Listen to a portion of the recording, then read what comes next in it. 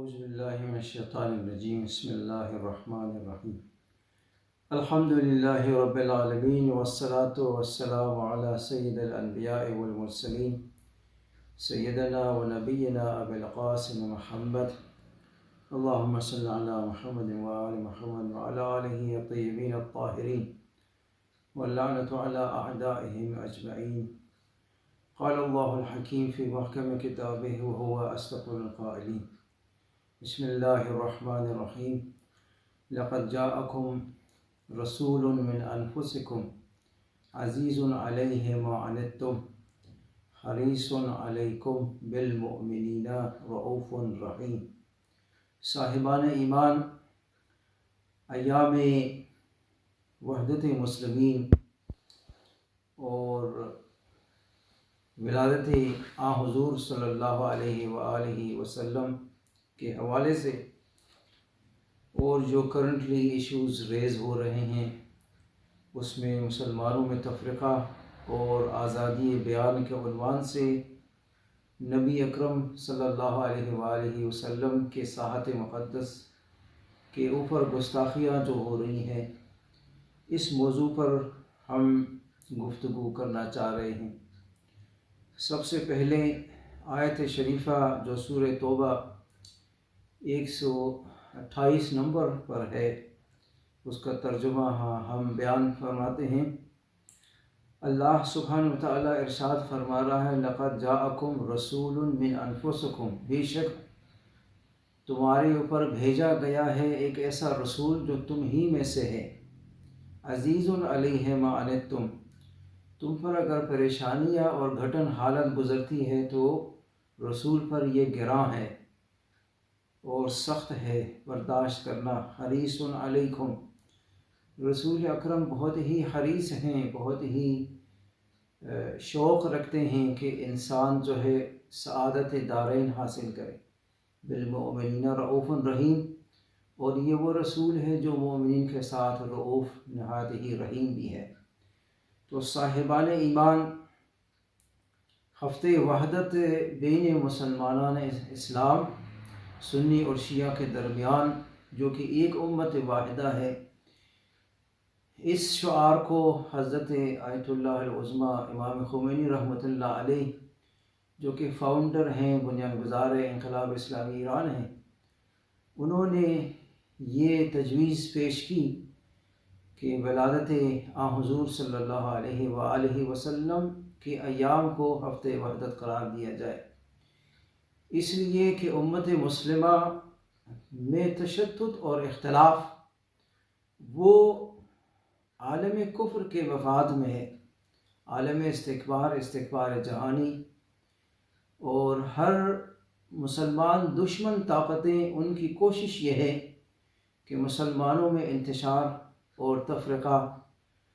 اور انہیں کمزور کر دیا جائے، وہ کسی بھی طریقے سے آپس میں متحد نہ ہوں۔ سب سے بڑا خوف جو مغربی ممالک کو خاص طور سے ہے وہ مسلمانوں کے اتحاد سے ہے۔ تو یہ ہفتہ وحدت مسلمان عالم ہے۔ قرآن کے اور حضور صلی اللہ علیہ وآلہ وسلم کے بنیاد پر، چونکہ ہمارا مشترکہ عقیدہ رسالت مآب صلی اللہ علیہ وآلہ وسلم ہے، اس بنیاد پر ہمیں اکٹھا ہونا چاہیے اور دشمنان اسلام کے مقابلے میں ہمیں ایک ہی صف میں کھڑے ہو کر ان کا مقابلہ کرنا چاہیے۔ اسلامی ممالک میں، چاہے عراق میں ہو، لبنان میں ہو، یا ایران میں ہو، یا پاکستان میں، یا یمن میں، جہاں پر بھی دشمنان اسلام مسلمانوں کو آپس میں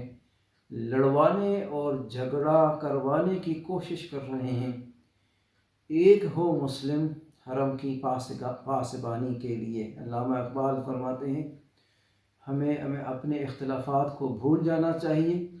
اور مشترکہ دشمن کو سمجھنا چاہیے،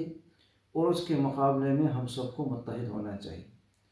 گزشتہ ہفتہ جو گزرا ہے وہ یوم شہادت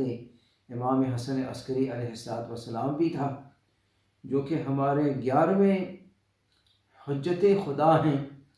ان کی شہادت کے بعد جو ہے تاج پوشی امام زمانہ علیہ الصلوۃ والسلام اور ان کی امامت اور ولایت کے ایام شروع ہو جاتے ہیں۔ اس حوالے سے یاد کرتے ہوئے امام حسن عسکری علیہ الصلوۃ والسلام سے ایک حدیث میں نے یہاں کوٹ کیا ہے، جس میں آپ ارشاد فرماتے ہیں الفقر معنا خیر من الغنا مع غیرنا۔ اگر تمہارے پاس ولایت ہے ہماری، یعنی 12 اماموں کی ولایت اگر تمہارے پاس ہے اور تمہیں اس ولایت کی وجہ سے فقیر قرار دیا گیا ہے، غریب قرار دیا گیا ہے، پاورٹی میں اگر تم مبتلا ہو، بہتر ہے اس غنا سے جو کہ ہمیں چھوڑ کر، یعنی ہماری ولایت کو چھوڑ کر تمہیں زر و دولت سے جو ہے مالا مال کیا جائے۔ اس میں اشارہ یہ ہے کہ دیکھو، اگر ائمہ معصومین کی آپ پیروی کر رہے ہیں تو اس میں کبھی بھی فقر نہیں ہے، بلکہ غنا ہی غنا ہے۔ غنا ہی اسی میں ہے کہ ہمارے جھولی میں ولایت کا نور ہو۔ اگر ہم ائمہ معصومین کی ولایت کو چھوڑ دیتے ہیں، پوری دنیا بھی ہمیں دے دی جائے، ہمارے ضمیر کو خریدا جائے، تو ہم کبھی غنی نہیں ہو سکتے، پھر بھی ہم فقیر رہیں گے۔ اس کا ایک معنی یہ بھی ہے۔ والقتل معنا فرماتے ہیں والقتل معنا حل مع الحیات،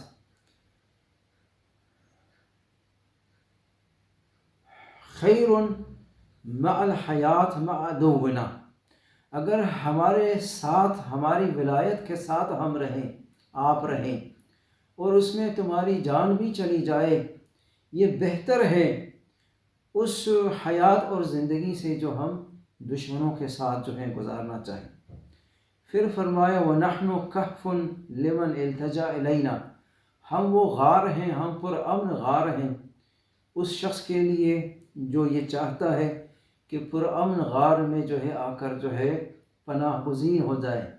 ہماری ولایت ایک پر امن غار کی طرح ہے کہ تمہیں ہر قسم کے دشمنوں سے اور گمراہیوں سے بچا سکتا ہے۔ وَنُورٌ لِمَنْ اسْتَبْصَرَ بِنَا، اور ہم جو ہیں نور ہیں جو ہم سے نورانیت حاصل کر سکے، بصیرت حاصل کر سکے۔ سارا علم اور حکمت جو ہے ہمارے در پر ہے۔ امام حسن عسکری علیہ السلام فرماتے ہیں وَعِصْمَةٌ لِمَنْ اعْتَصَمَ بِنَا، اور ہم پناہ گاہ ہیں اس کے لیے جو ہمارے ولایت کے اندر آ کر جو ہے پناہ لینا چاہتا ہو۔ من احبنا کان معنا، اگر کوئی شخص ہم سے محبت کرے، اس کے دل میں ہماری محبت ہو، تو وہ ہمیشہ کے لیے ہمارے ساتھ ہی ہوگا، قیامت میں بھی دنیا میں بھی۔ کان معنا من السلام الاعلی، وہ درجات اعلیٰ جو جنت میں اللہ سبحانہ وتعالیٰ نے معین کیے ہیں، وہ مومن جو ہم سے محبت رکھتا ہے ہمارے ساتھ ہوگا۔ ومن انحرف عنا فإلی النار، اور جو ہم سے منحرف ہو جائے، ہماری ولایت سے دور چلا جائے، تو پھر وہ جہنم کے علاوہ کہیں اور نہیں جا سکتا، اس کا ٹھکانہ صرف جہنم ہی ہوگا۔ تو صاحبان ایمان، یہاں پر امام نے ارشاد فرمایا اگر کوئی ہمارے ساتھ ہو،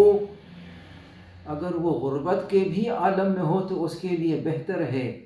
اس سے کہ وہ ہمارے دشمنوں کے ساتھ چلا جائے اور مالا مال دنیا جو ہے اس سے اپنی جھولی بھر لے۔ تو صاحبان ایمان، شہادت امام حسن عسکری علیہ السلام کے بعد آغاز امامت امام زمانہ حجت ابن الحسن العسکری علیہ السلام کا آغاز ہوتا ہے، اور عالم غیبت جو ہے آپ کی ولادت سے ہی شروع ہو چکی تھی۔ آپ کی ولادت جو ہے بہت زیادہ شباہت رکھتی ہے ولادت حضرت عیسیٰ علیہ السلام سے اور حضرت موسیٰ علیہ السلام سے، جو کہ آپ نے حضرت عیسیٰ علیہ السلام نے چند ہی دن کے اندر ولادت کے بعد ہی جو ہے اپنے ماں کی طہارت، دامن کی طہارت کی بھی گواہی دی اور اپنی نبوت کی بھی گواہی دی۔ اسی طریقے سے جب امام حسن عسکری علیہ السلام کی شہادت ہوتی ہے تو آپ کی جو ہے ایج وہ صرف 5 سال تھی، اس لیے کہ آپ 255 ہجری میں پیدا ہوئے اور 260 ہجری میں امام حسن عسکری علیہ السلام کی شہادت ہوتی ہے۔ تو جس طرح قرآن مجید ارشاد فرماتا ہے کہ حضرت عیسیٰ بچپن کے عالم میں بھی جو ہے نبوت پر فائز ہو چکے تھے، گرچہ وہ 3 دن سے زیادہ ان کی عمر نہیں تھی۔ چنانچہ قرآن مجید میں صریحاً الفاظ ہیں کہ انی عبداللہ آتانی الکتاب وجعلنی نبیہ۔ حضرت عیسیٰ علیہ السلام نے آواز دی کہ انی عبداللہ، سب سے پہلے میں اللہ کا بندہ ہوں، میں اللہ کا بیٹا نہیں ہوں جس طرح عیسائی کہتے ہیں۔ آتانی الکتاب، اللہ نے اس عمر میں بھی مجھے انجیل عطا کی، وجعلنی نبیہ، اور مجھے نبوت کے مقام پر فائز کیا ہے۔ تو جب حضرت عیسیٰ 3 دن کے عمر میں بھی جو ہے نبوت پر فائز ہو سکتے ہیں، تو ہمارے امام مہدی علیہ السلام عجل اللہ تعالیٰ فرجہ شریف کیسے جو ہے وہ امامت پر 5 سال کی عمر میں فائز نہیں ہو سکتے۔ امام حسن عسکری علیہ السلام سے عالم غیبت کے بارے میں ہیں کہ اب ہمارا فرض کیا ہے۔ ہمارا فرض یہ ہے کہ ہم علماء اور مجتہدین سے رجوع کریں۔ آپ نے کتاب کمال الدین و اتمام النعمہ شیخ صدوق نے کوٹ کیا ہے کہ آپ نے ارشاد فرمایا ہے وَأَمَّا مِنَ الْفُقَهَاءِ مَنْ كَانَ صَائِنًا لِنَفْسِهِ حَافِظًا لِدِينِهِ مُخَالِفًا لِهَوَاهُ مُطِيعًا لِأَمْرِ مَوْلَاهُ فَلِلْعَوَامِ أَنْ يُقَلِّدُوهُ۔ اور فقہا میں سے لفظ فقیہ کا لفظ لایا ہے۔ امام حسن عسکری فرماتے ہیں تم میں سے جو فقہا ہیں، جنہوں نے اپنی تمام عمر جو ہے دین مبین اسلام کو سمجھنے اور اس کو عمل کرنے کی کوشش کی ہے اور اس کی گہرائیوں تک پہنچ چکے ہیں، اگر ان میں 4 شرائط پائے جاتے ہوں، اما من الفقہاء من کان صائنا لنفسه، سب سے پہلے اپنی گناہوں پر کنٹرول کرتا ہو اور تقوی کے درجے اعلیٰ درجے پر اگر فائز ہو، صائنا لنفسه حافظا لدینہ، اور اپنے دین کی حفاظت کرتا ہو اس شرط کے ساتھ، یہ نہیں کہ پیسوں میں بک جاتا ہو، جیسے بعض علماء سوء بھی ہیں جن سے ہمیں جو ہے بہت ہی احتیاط کرنا چاہیے، اور اس حوالے سے بہت سارے احادیث بھی ہیں۔ اپنے دین کی حفاظت کرتا ہو، مخالفاً لہوا ہو، تیسرا شرط جو سب سے عام ہے وہ یہ ہے کہ اپنے ہوائے نفس کی جو ہے وہ مخالفت کرتا ہو۔ فرماتے ہیں مطیعاً لامر مولا، اور چوتھی شرط یہ ہے کہ اپنے مولا اور اپنے امام کے امر کی اطاعت کرتا ہو۔ یہ سب سے اہم شرط ہے کہ جہاں پر اس کے ذاتی مفاد اگر ٹکرا جائیں مولا کے مفاد سے، وہ مولا کے مفاد کی جو ہے پاسبانی کرتا ہو۔ اگر اس کے ذاتی مفاد جو ہے دین کے مفاد سے ٹکرا جائیں تو وہ دین کی حفاظت کرتا ہو۔ فَلِلْعَوَامِ أَنْ يُقَلِّدُوهُ، اگر کسی فقیہ میں یہ 4 شرط پائے جاتے ہوں تو عوام کے لیے ضروری ہے کہ وہ ان کی جو ہے تقلید کریں۔ لہٰذا عالم غیبت میں ہمیں ہمارے لیے جو حجت قرار دیا گیا ہے ائمہ اطہار علیہ السلام کی جانب سے، وہ فقہا ہیں، اور ان کے پاس جو یہ ولایت ہے یعنی اجازت ہے وہ ائمہ اطہار کی طرف سے اجازت ہے۔ اس لیے کہ کتاب کافی کلینی صاحب اس میں ذکر کرتے ہیں جلد نمبر 1 صفحہ نمبر 54 حدیث نمبر 10 میں کہ فَإِذَا حَكَمَ بِحُكْمِنَا، اگر وہ مجتہد جو ہے ہمارے حکم پر حکم کرے، ہم نے ان کو تمہارے اوپر حاکم قرار دیا ہے، فَإِنِّي قَدْ جَعَلْتُهُ عَلَيْكُمْ حَاكِمًا، ہم نے ان کو جو ہے فقہا کو تمہارے پر حاکم قرار دیا ہے۔ اگر ہمارے حکم کی جو ہے ہمارے حکم کو بیان کریں، فَلَمْ يُقْبَلْ مِنْهُ، اگر کسی نے اسے ریفیوز کیا، فرماتے ہیں استخف بحکم اللہ، فَإِنَّمَا استخف بحکم اللہ، اس نے حکم خدا کو جو ہے خفیف شمار کیا اور ہلکا شمار کیا ہے اور اسے رد کیا ہے۔ وَعَلَيْنَا رَدَّ، اور ہمارے خلاف اس نے رد کیا ہے۔ وَالرَّادُّ عَلَيْنَا رَادٌّ عَلَى اللَّهِ، اور جس نے ہم ائمہ اطہار کو رد کیا اس نے جو ہے خدا کو رد کیا ہے۔ وَهُوَ عَلَى حَدِّ الشِّرْكِ، اور وہ حد شرک کے مطابق ہے، شرک کے برابر ہے۔ لہٰذا فرماتے ہیں کہ فقہا کو جو شرعی احکام میں فتویٰ دینے کی اجازت ہے، خاص طور سے امام صادق علیہ السلام نے خود ان زرارہ ابن عین کو جو ہے پہلے تربیت کی، فقیہ بنایا، مجتہد بنا کر فرمایا یا زرارہ اجلس فی المسجد وفت الناس، مسجد میں آپ بیٹھیں اور فتویٰ دیں۔ لہٰذا عالم غیبت کبریٰ میں ہمیں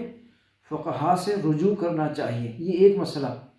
دوسرا مسئلہ جو ہے آج کا جو ہے وہ یہ ہے کہ 10 ربیع الاول کو یوم نکاح حضور صلی اللہ علیہ وآلہ وسلم ہے حضرت خدیجہ علیہ السلام کے ساتھ، تو کس معیار پر جو ہے آپ نے نکاح کی ہے؟ آج کل کے زمانے میں معیار بڑے پیسے اور گھر اور گاڑیاں قرار دی جاتی ہیں۔ حضور صلی اللہ علیہ وآلہ وسلم ارشاد فرماتے ہیں کہ اے خدیجہ، میں نے آپ سے نکاح نہیں کیا مگر 4 خصلتوں کی وجہ سے۔ سب سے پہلے یہ کہ آپ جو ہے ہمارے ہی خاندان میں سے ہیں، یعنی قریش میں سے ہیں۔ آبا و اجداد جو ہے جا کر حضور صلی اللہ علیہ وآلہ وسلم سے حضرت خدیجہ بنت خویلد کا جا کے مل جاتا ہے۔ دوسری خصلت جو ہے امانت داری ہے، اے خدیجہ آپ میں چونکہ امانت داری پائی جاتی تھی اس لیے میں نے نکاح کیا۔ تیسری خصلت یہ ہے کہ آپ خوش اخلاق ہیں، آپ کا اخلاق بہت ہی حسن ہے، بہت ہی نیکو ہے۔ چوتھی جو خصلت ہے وہ یہ ہے کہ آپ میں صداقت اور راست گوئی پائی جاتی ہے، سچائی پائی جاتی ہے۔ ان 4 خصلتوں کی وجہ سے جو ہے اے خدیجہ میں آپ سے نکاح کرنا۔ تو حضور صلی اللہ علیہ وآلہ وسلم نے جو ہے معیار بیان کر دیے کہ سب سے پہلے معیار جو ہے تقوی ہونا چاہیے، میچنگ میاں اور بیوی یا لڑکے اور لڑکی میں جو ہے ایمان کا ہونا چاہیے، ایمان کے درجے کے لحاظ سے جو ہے اگر وہ میچ ہیں تو پھر ہیں۔ لہٰذا پہلے پیسے کو نہیں دیکھنا چاہیے بلکہ اخلاق اور کردار کو اور اسی طرح ایمان کو دیکھنا چاہیے۔ یہاں پر جو ایک اور مسئلہ جو پیش آیا ہے وہ حضور صلی اللہ علیہ وآلہ وسلم کے خلاف جو گستاخی کا مسئلہ ہے، اور اسے مغربی ممالک میں آزادی بیان کے نام سے جو ہے یاد کیا جاتا ہے۔ تو فریڈم آف اسپیچ کے حد حدود کیا ہیں؟ کیا آزادی بیان کا کوئی حد اور لمٹ ہے یا نہیں ہے؟ کیا اس قاعدے سے دوسرے کے اس نام سے، آزادی بیان کے نام اور قاعدے سے، کیا دوسرے کے مقدسات کی توہین جائز ہے؟ آئیے اور دیکھیے ہیومن رائٹ ریزولوشنز جو یونائٹڈ نیشنز کا ہے اس کی طرف ہم جاتے ہیں۔ وہاں پر آزادی بیان اور فریڈم آف اسپیچ جو ہے صرف گفتار لفظی پر شامل نہیں ہے بلکہ اس میں آزادی تقریر، کتاب کی تالیف بھی ہے، اخبارات کے بیانات بھی ہیں، اور ہنر اور آرٹ کے ذریعے سے، ڈرائنگ کے ذریعے، کیریکیچر کے ذریعے سے، فلم اور موسیقی کے ذریعے سے ہر وہ چیز جو انسان اپنی رائے کا اظہار کر سکے اسے جو ہے فریڈم آف اسپیچ کے نام سے یاد کیا گیا ہے، چاہے سیاسی افکار کو بیان کرنے کے لیے ہو یا اجتماعی افکار کو یا آرٹ کو بھی جو ہے شامل ہوتا ہے۔ اسی طریقے سے احتجاج اور اطلاع رسانی یعنی خبر رساں ایجنسیاں اسناد آزادی بیان میں جو ہے موجود ہیں۔ تو فریڈم آف ایکسپریشن جو ہے وہ مسیح معنی ہے فریڈم آف اسپیچ کا، لیکن یہاں پر ہم آئیے اور دیکھیے ریزولوشن نمبر 19 میں، resolution of human rights of 19 میں اس طرح بیان کیا گیا ہے کہ ہر شخص آزاد ہے ہر عقیدے کو قبول کرے اور اپنے زبان پر لائے اظہار کرے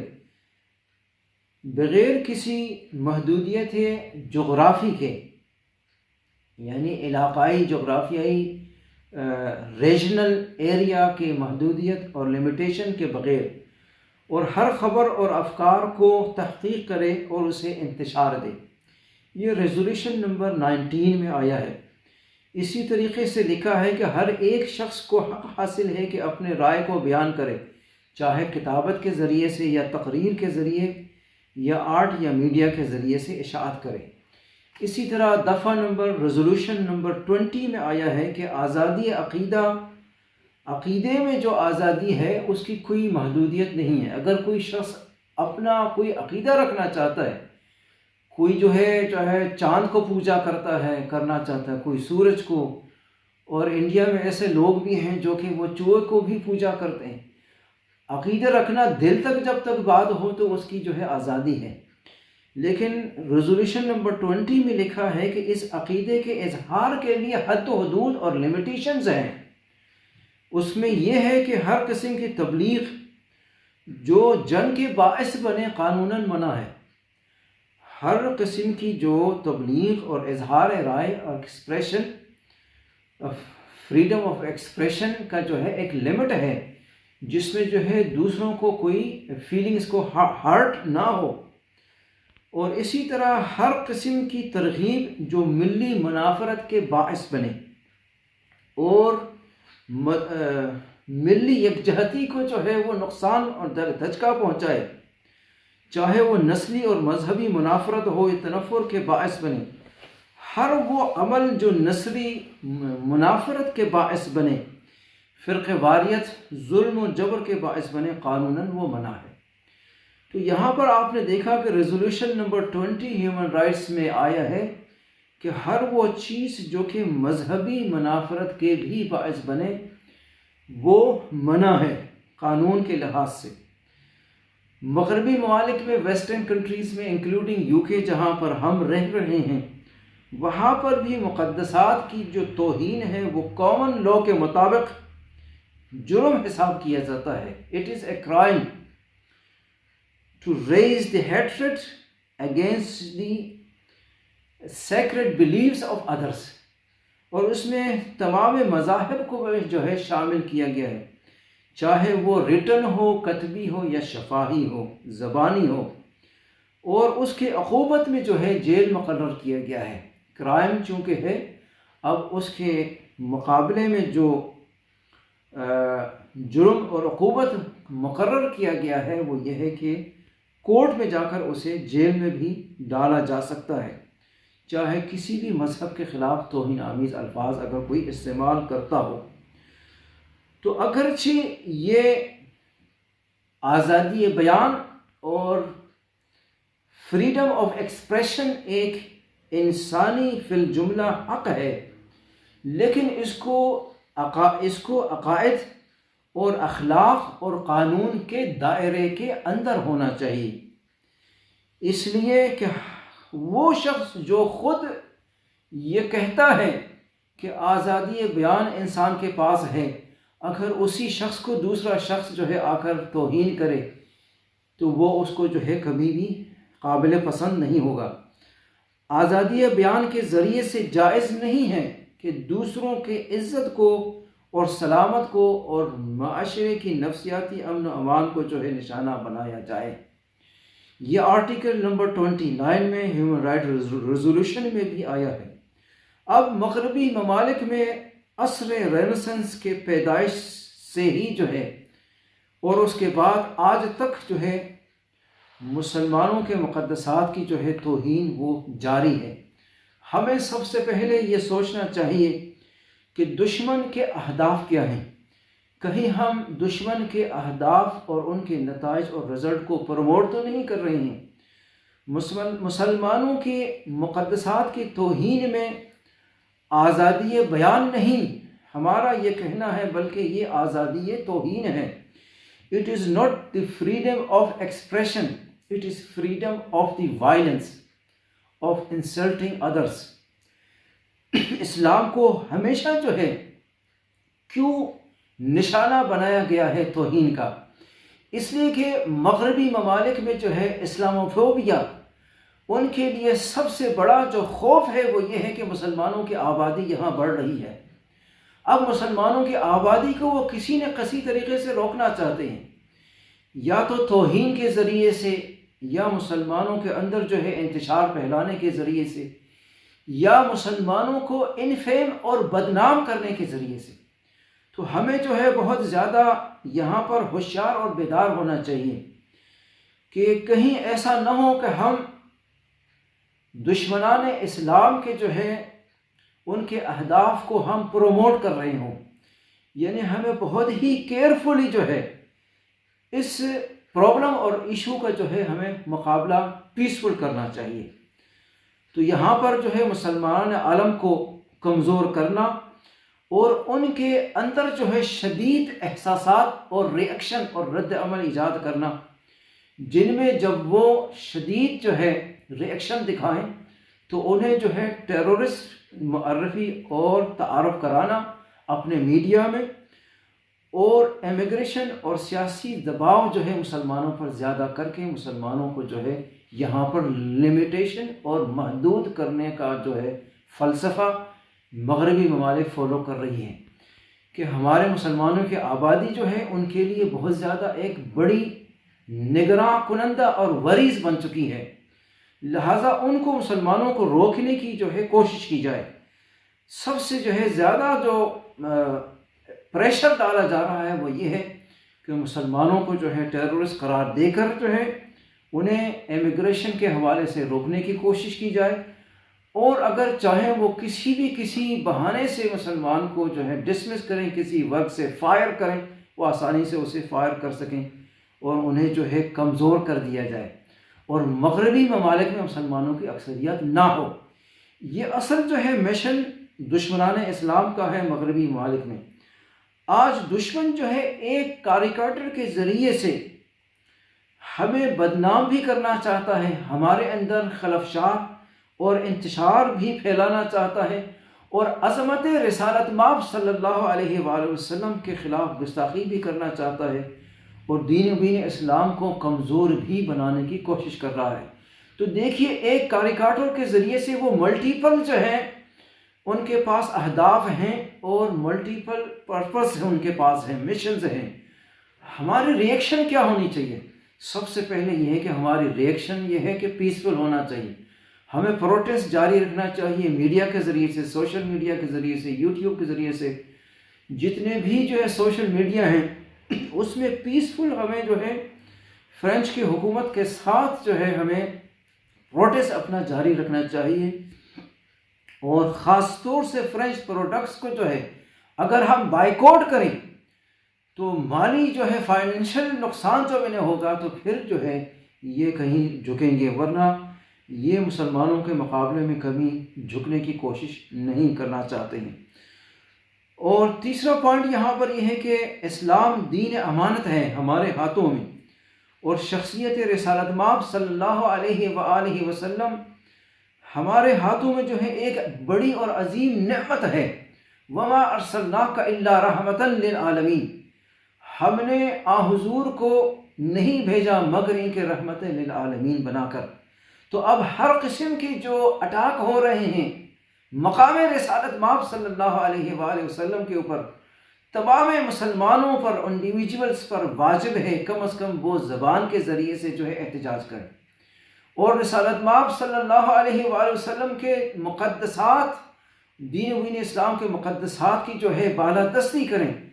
اور رسپیکٹ کریں، اس کے آنر کی سیف گارڈ کریں۔ یہ ہر ایک مسلمان پر واجب ہے، واجب شرعی ہے۔ اللہ سبحانہ وتعالیٰ بھی قرآن مجید میں ارشاد فرماتا ہے کہ ان اللہ و ملائکتہ یصلون علی النبی یا ایھا الذین آمنوا صلوا علیہ وسلموا تسلیما، بے شک اللہ سبحانہ وتعالیٰ آسمانوں پر جو ہے وہ نبی اکرم صلی اللہ علیہ وآلہ وسلم کا اتنا عزت و احترام کرتا ہے کہ وہ اپنے رحمتوں کو بھیج رہا ہوتا ہے، اور تم بھی اے مسلمانوں دعا کرو کہ اللہ کی رحمتیں جو ہیں وہ رسالت مآب کر نازل ہوتی جائیں۔ تو یہ صلوات بھیجنا اس کا مقصد کیا ہے؟ یعنی ہمیں ذات مقدس رسالت مآب صلی اللہ علیہ وآلہ وسلم کی سب سے بڑی جو ہے سب سے پہلے سیف گارڈ کرنی چاہیے، ہمیں ان کی ذات کی حفاظت کرنی چاہیے۔ اگر ان کے اوپر کوئی اٹیک ہو رہا ہے، اگر ان کے اوپر کوئی گستاخی ہو رہی ہے، ہر ایک مسلمان پر واجب ہے کہ وہ آپ صلی اللہ علیہ وآلہ وسلم کی ذات کی بالادستی اور عظمت کی حفاظت کے لیے جو ہے کم از کم اپنے منہ سے جو ہے آواز اٹھائے۔ حدیث میں ہے کہ اگر کوئی مسلمان آواز اٹھائے مدد کے لیے، من قال یا للمسلمین فلم یجب فلیس بمسلم، اور اگر کوئی مسلمان وہ سن لے کہ فلاں مسلمان نے استغاثہ کی جو ہے آواز بلند کی ہے اور اس کو استغاثہ کو جواب نہ دے، تو وہ سننے والا جو سن کر جو ہے بے حسی کے عالم میں بیٹھا رہتا ہے وہ مسلمان ہی باقی نہیں رہتا۔ تو اب آپ یہ دیکھیے کہ صرف ایک مسلمان اگر وہ مدد کا جو ہے آواز بلند کر رہا ہے اور ہم اس کے آواز پر جو ہے لبیک نہ کہیں تو ہم مسلمان باقی نہیں رہتے۔ تو کس طریقے سے ذات مقدس رسالت ماہ پر اگر اٹیک ہو گیا ہو اور حملہ کیا جا رہا ہو، کہ ساقیاں ہو رہی ہوں اور ہم خاموش رہیں یا اپنے زبان سے کوئی اعتراض نہ کریں، تو ہم کس طریقے سے مسلمان کہنے کے لائق ہیں۔ لہٰذا ذات مقدس نبی اکرم صلی اللہ علیہ وآلہ وسلم کی حفاظت اور ان کی بالادستی، ان کے عزت و اقتدار کی بالادستی ہم سب پر فرض ہے۔ اسلامی حقوق کے اعتبار سے جو ہے فریڈم آف اسپیچ کا بذات خود کوئی فائدہ نہیں ہے۔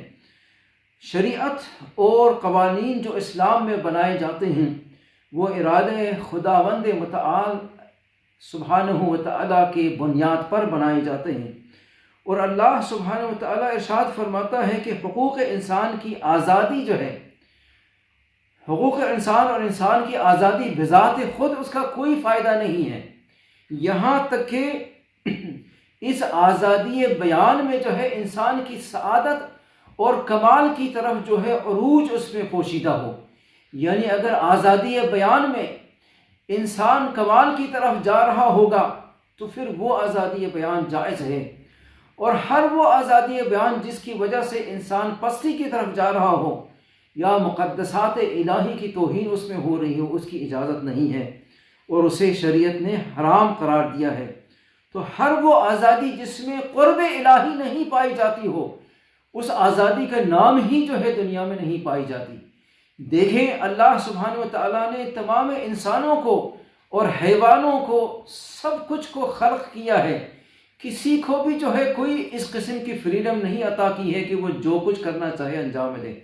ہم ان کافروں کو کہتے ہیں کہ اگر تم یہ سمجھتے ہو کہ تمہیں اللہ نے آزادی عطا کی ہے اور فریڈم آف اسپیچ تمہارے پاس پائی جاتی ہے تو تم خدا کے جو ہے سلطنت سے باہر نکل جاؤ۔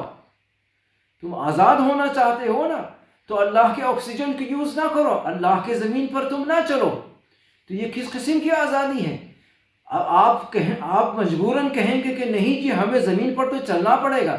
ہمیں جو آکسیجن تو یوز کرنا پڑے گا، تو یہی لیمیٹیشن ہو گیا۔ آپ فری نہیں ہیں، کافر ہی کیوں نہ ہو وہ مجبور ہے کہ اللہ کے آکسیجن کو یوز کرے تاکہ زندہ رہے۔ تو جب زندہ رہنے کے لیے اللہ کے آکسیجن کو یوز کر کے ہی زندہ رہ سکتا ہے تو اللہ کے قوانین کو اپنے پیروں کے تھلے کیوں رکھ سکتا ہے؟ کیسے وہ رکھ سکتا ہے؟ تو اس قسم کی آزادی کوئی اسلام میں نہیں پائی جاتی ہے جس کی وجہ سے انسان کی سعادت دارین دنیا اور آخرت جو ہے وہ خطرے میں چلی جائے۔ لہٰذا دین مبین اسلام یہاں تک کہ دوسرے ادیان کی جو ہے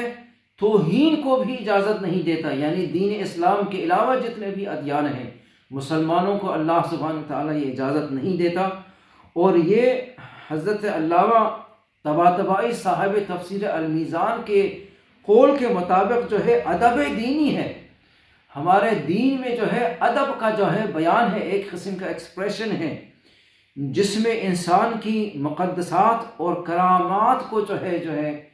اسے اس کی بالادستی کا حکم ہماری شریعت نے عطا کی ہے۔ اسلام حتیٰ دوسرے ادیان اور دوسرے ادیان کے مقدسات کی توہین کو بھی اجازت نہیں دیتا، اور یہ ایک قسم کے بشریت اور حیثیت بشریت کے احترام کے برابر ہے۔ یعنی بشریت کا احترام اسلام میں اتنا عظیم ہے کہ اگر کوئی اور بشر کوئی خاص عقیدہ اور مقدسات کو جو ہے وہ عقیدہ رکھتا ہے، اسلام کہتا ہے کہ اس کی آپ بے حرمتی نہ کریں اور توہین نہ کریں۔ سورہ انعام آیت نمبر 108 میں اللہ سبحانہ وتعالی ارشاد فرما رہا ہے وَلَا تَسُبُّوا الَّذِينَ يَدْعُونَ مِن دُونِ اللَّهِ فَيَسُبُّوا اللَّهَ عَدْوًا بِغَيْرِ عِلْمٍ۔ سب اور دشنامی نہ دو ان لوگوں کو جو کہ اللہ کی ذات کے سوا جو ہے دوسروں کی عبادت کرتے ہیں۔ یعنی اگر کوئی بت پرست بھی ہے ان کے بتوں کو جیسے بودھسٹ ہیں ان کے بتوں کو جو ہے برا بھلا نہ کہو، اس لیے فیسب اللہ عدون، اس لیے کہ وہ ریئیکشن میں جو ہے تمہارے رب کو جو کہ حق میں تمہارا پروردگار ہے اس کی جو ہے وہ توہین پر تلے جائیں گے اور انہیں جو ہے گستاخی ان کے خلاف کریں گے بغیر علم۔ اور اسی طرح سورہ نحل میں اللہ سبحانہ وتعالی ارشاد فرماتا ہے وَجَادِلْهُمْ بِالَّتِي هِيَ أَحْسَنُ، اور نون مسلمانوں کے ساتھ جو ہے مجادلہ اور ایک قسم کے آرگومنٹ لوجک کے ذریعے سے پیش کریں، بالتی ہی احسن، جو کہ بہترین دلائل کے ساتھ ہو۔ یعنی اسلام جو ہے کبھی بھی انتہا پسندی کی اجازت نہیں دیتا، بلکہ یہ ارشاد فرما رہا ہے جادلہم بالتی ہی احسن، بہترین دلائل کے ذریعے سے ایمانوئل میکرون کے ساتھ گفتگو کرو اور فرانس کی حکومت کے ساتھ گفتگو کرو، قتل غارت کے ذریعے سے نہیں، بلکہ صرف اور صرف جو ہے جدال احسن کے ذریعے سے دشمنان اسلام کے ساتھ جو ہے وہ مجادلہ کرو۔ تو اسلام کبھی بھی جو ہے انتہا پسندی کی اجازت نہیں دیتا، ایکسٹریم کی اجازت نہیں دیتا۔ تو اب ہم مسلمانوں کے اوپر فرض ہے، چاہے پاکستان میں ہوں یا چاہے لبنان میں ہوں، دیکھیے لبنان میں بھی جو ہے ایک آرٹیفیشیل بلاسٹ کے ذریعے سے ڈی اسٹیبلائزیشن کی کوشش کی گئی حکومت کو۔ یہ سب جو ہے اس لیے ہے کہ یہ ممالک جو ہیں کی پوائنٹس ہیں اسلامی ممالک میں، لبنان سے لے کر پاکستان تک۔ پاکستان بھی مڈل ایشیا کے بالکل بیچ میں ہے اور قلب میں پایا جاتا ہے، لہٰذا پاکستان کے اندر شیعہ اور سنی فسادات کسی بھی مسلمانوں کے مفاد میں نہیں ہے، حتیٰ کہ پاکستانیوں کے مفاد میں بھی نہیں ہے۔ لہٰذا ہمیں آنکھیں کھول کر جو ہے اس قسم کے فسادات کا مقابلہ کرنا چاہیے، اور شیعہ اور سنی بھائی بھائی رہ کر ہمیں جو ہے ساتھ مل جل کر رہنا چاہیے، اور ایک دوسرے کے ساتھ جو ہے ہمارا تعاون جاری ہونا چاہیے، اور دشمنان اسلام کے مقابلے میں کھڑے ہو کر ہمیں ساتھ شانہ بشانہ مقابلہ کرنا چاہیے، چاہے شیعہ ہو یا سنی ہو۔ پروردگار رب العزت سے التجا اور دعا ہے پروردگار ہماری قلیل کاوش کو قبول فرما، پروردگارہ اس وائرس کے بیماری کو تمام عالم اسلام سے دور فرما، جو بھی مومنین اور مومنات مرحوم ہو چکے ہیں ان کی مغفرت فرما۔